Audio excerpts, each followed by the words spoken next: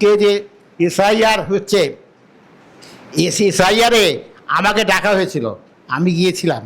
তখন বলছেন, মহারাজ আপনার পিতৃ পরিচয় কি? আমি বললাম, পিতাকে তো আমি কখনো দেখিনি, তা কী করে বলবো? যে মাতৃ পরিচয় কি? মাকেও জন্ম থেকেও দেখিনি, তা সেটা আমি কী করে বলবো? আপনি কোথায় থাকতেন? আমি স্বাধীনতার সংগ্রামীর লোক, ইংরেজের সঙ্গে আমরা লড়াই করেছি, লড়াই করে ভারতের স্বাধীনতা ফিরিয়ে এনেছি। সেই জন্য আমি এখানে বলতে পারবো না কে মাতা কে পিতা। তবে আমি একটাই জানি, আমাদের পিতা হচ্ছে ঠাকুর রামকৃষ্ণ পরমহংসদেব, আর মাতা হচ্ছে জননী সারদা দেবী। তখন বিডিও সাহেব যা অফিসাররা ছিল বলে, মহারাজ ভালো কথা বলেছেন, আপনার আর এসআই লাগবে না, আমরা সমস্ত ব্যাপারটা ব্যবস্থা করে দিয়েছি। তাই দেখা গেল সত্য মেব প্রজায়তে, আমরা যে সত্য কথাটা বলি পৃথিবীতে জয় অনিবার্য।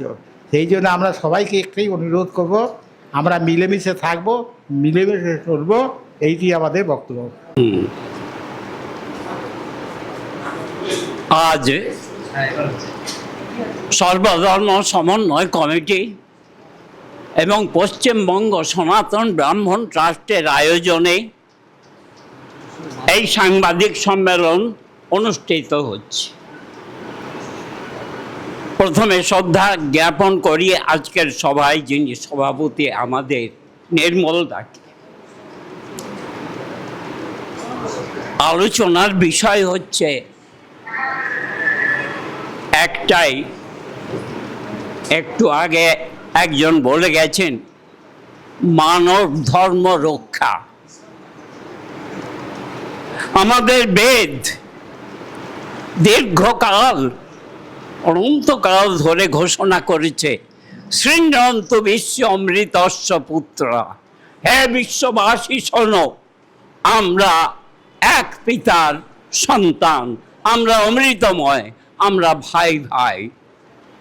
এ কথা বিবেকানন্দ বিশ্ব সভায় ঘোষণা করে আমাদের গর্বকে বিশ্ব সভায় প্রতিষ্ঠিত করে গেছেন।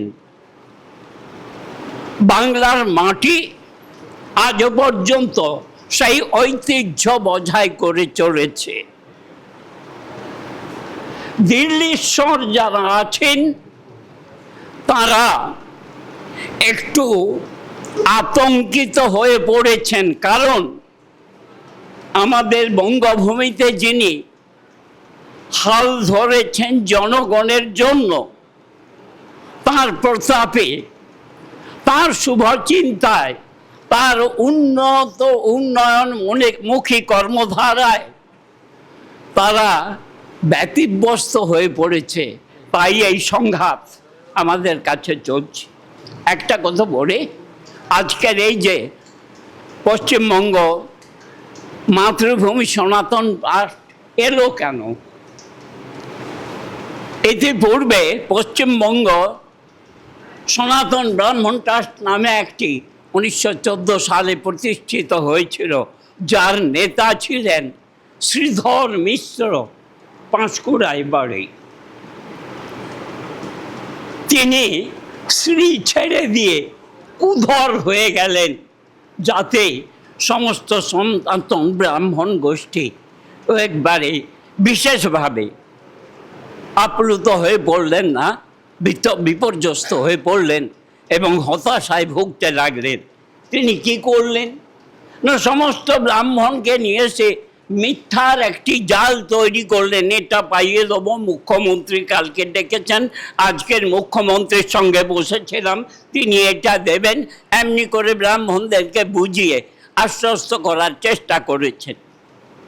আর কি করেছেন না, তিনি আমাদের সংগঠনের জন্য একটি গাড়ি ছিল, সেই গাড়িটিকে বিক্রি করে তা আত্মসাৎ করেছেন, তার অর্থটিও। এবং ব্রাহ্মণরা যে অর্থ দিয়ে একটি ফান্ড তৈরি করেছিল, সেই ফান্ডটিকেও তিনি আত্মসাৎ করে নিয়েছেন। এমনি করে যখন বিপর্যস্ত সমস্ত ব্রাহ্মণ সমাজ, তখন তারা বিকল্প হিসাবে আমাদের কাছে নিয়ে আসলেন তপন মিশ্রকে, যার বাড়ি পাঁশকুড়া। তার প্রাথমিক কাজকর্মে সকলে আপ্লুত হয়ে বিভিন্নভাবে আমরা যোগদান করে তাকে উৎসাহিত করতে চেষ্টা করলাম। কিছুদিন পরেই দেখলাম তিনি ম্লান হয়ে গেছেন, অর্থাৎ আমাদেরকে তপন তাপে জর্জরিত করছেন। আমরা জর্জরিত হয়ে পড়েছি। এই দুঃসহ অবস্থা থেকে বাঁচবার নিমিত্তে আমাদের বরিষ্ঠ কর্মী নির্মল দা এবং আমার পূর্ব মেদিনীপুরের সহযুবক অশোক পণ্ডা মহাশয় হাল ধরে এই পশ্চিমবঙ্গ সনাতন মাতৃভূমির জন্মদান করলেন, যেখান থেকে আজকে 23টি জেলার মানুষ অবগত হয়ে তারা সঙ্গে যোগ দিয়েছেন এবং জেহাদ ঘোষণা করেছেন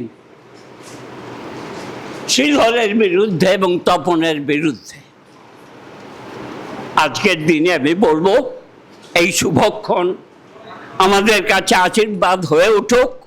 তাই আমি মাতৃবন্দনা দিয়ে আমার ছোট্ট বক্তব্যটা এখানে শেষ করব। আমাদের যিনি নেত্রী, সর্বধর্ম সমন্বয়ের প্রতীক হয়ে 10 কোটি বাঙালিকে সুষ্ঠু জীবনযাপনে, আনন্দময় জীবনযাপনে তার অক্লান্ত সন্ধান করে এগিয়ে যাচ্ছেন। তাই তার জন্য একটু ছোট্ট কবিতা দিয়ে আমি বলবো।